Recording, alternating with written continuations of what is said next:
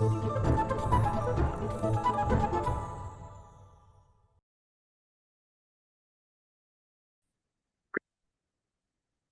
guys, welcome back to my YouTube channel. And I know that I'm back after so long, but इस बार मैं आपके सारे doubts clear करूंगी।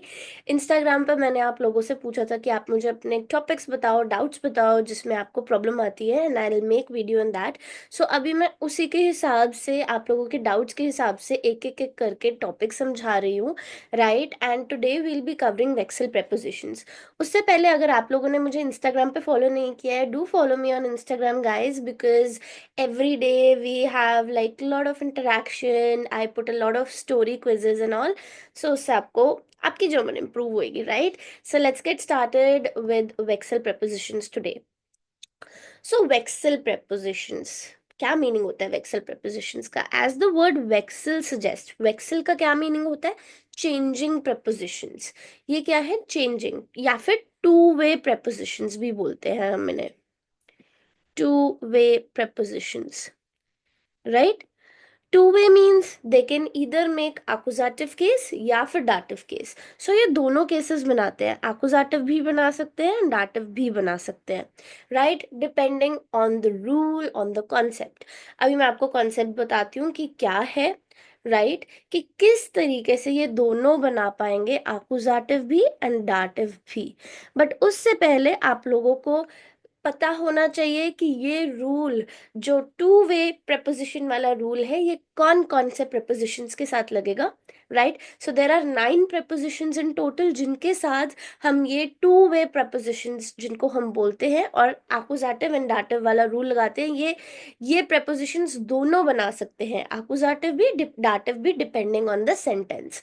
वो rule मैं आप लोगों को बताऊंगी, बट उससे पहले let's see the prepositions। So the first preposition is इन, जो कि वेक्सल preposition है, वेक्सल preposition है, राइट। इन, an, auf, hinter, unter, über, neben, zwischen, vor, right. So ये सारे जो prepositions है, these are वेक्सल prepositions। Now coming on to the next thing, जो मैंने आप लोगों को रूल बताया कि रूल क्या है। सो फर्स्टली, अगर आपके सेंटेंस में मूवमेंट हो रही है, ठीक है, मूवमेंट एज इन ये नहीं कि मैं इधर बैठी हुई हूँ, मैंने हाथ हिलाया, ये वो, no, not this movement, movement from from one place to another, right. अगर ऐसे मूवमेंट हो रही है, आप एक जगह से दूसरी जगह जा रहे हो या एक जगह से दूसरी जगह कोई चीज रख रहे हो, राइट, तो उसे मूवमेंट कंसीडर किया जाएगा। एंड इस, जब आपके सेंटेंस में मूवमेंट होगी, तो कौन सा केस बनेगा? Accusative case.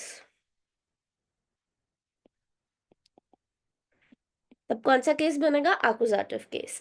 और जब हम पोजीशन की बात करेंगे, तब हम कौन सा केस बनाएंगे? Dative. Clear?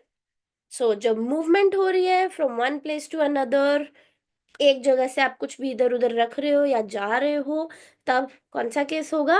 Accusative, right. And जब हम प्लेस की पोजीशन की बात करेंगे, तब कौन सा केस होगा? डाटिव।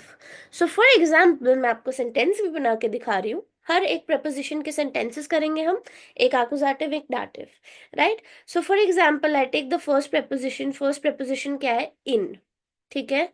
सो मैं बोल रही हूँ that I go in the garden, ठीक है। मैं क्या गार्डन में जा रही हूँ, मूवमेंट हो रही है, right. So this will be accusative.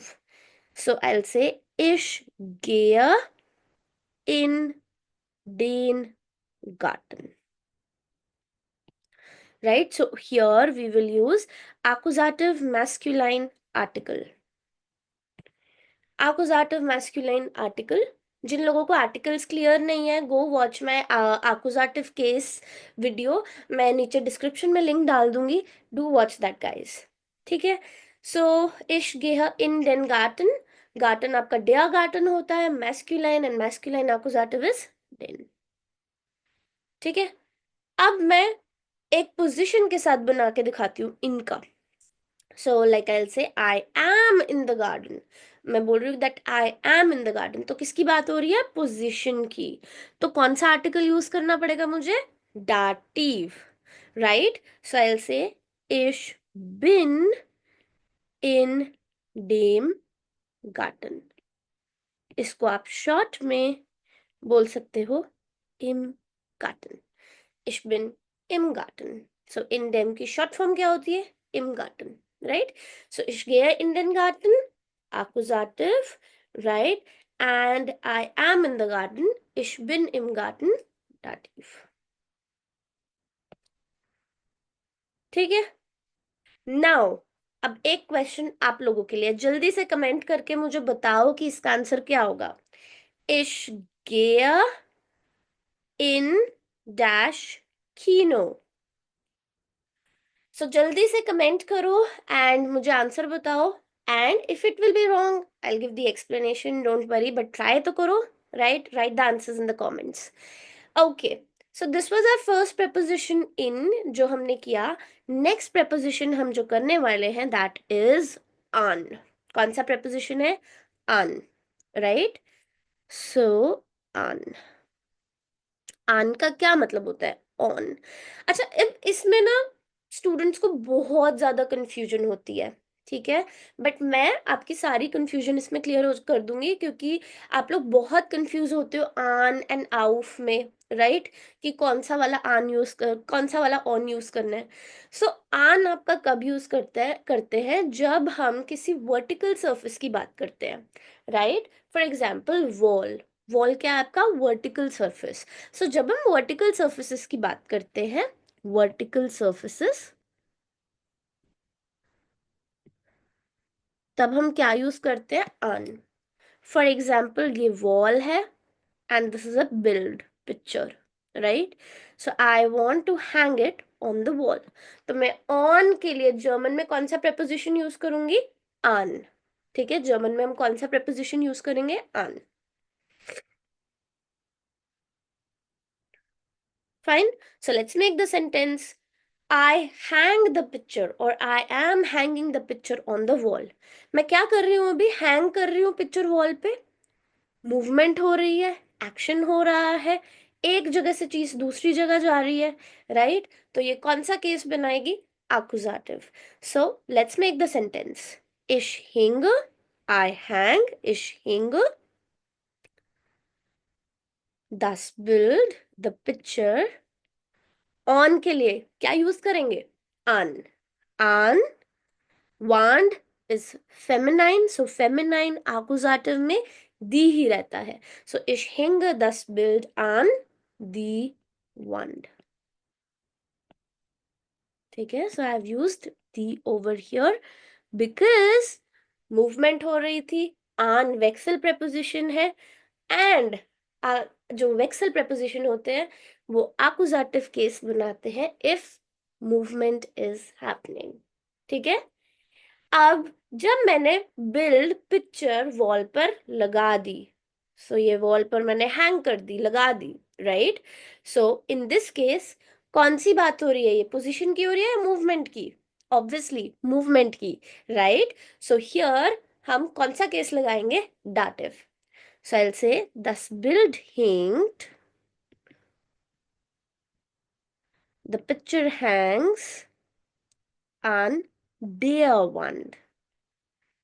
So यहाँ पर हम der यूज करेंगे।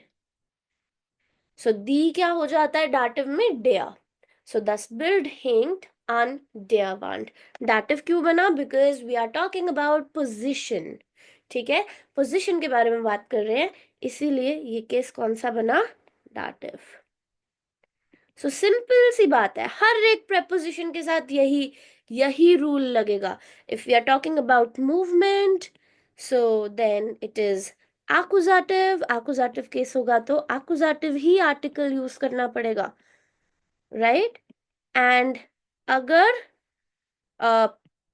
पोजिशन की बात हो रही है तो डाटिव, एंड डाटिव आर्टिकल ही लगेगा।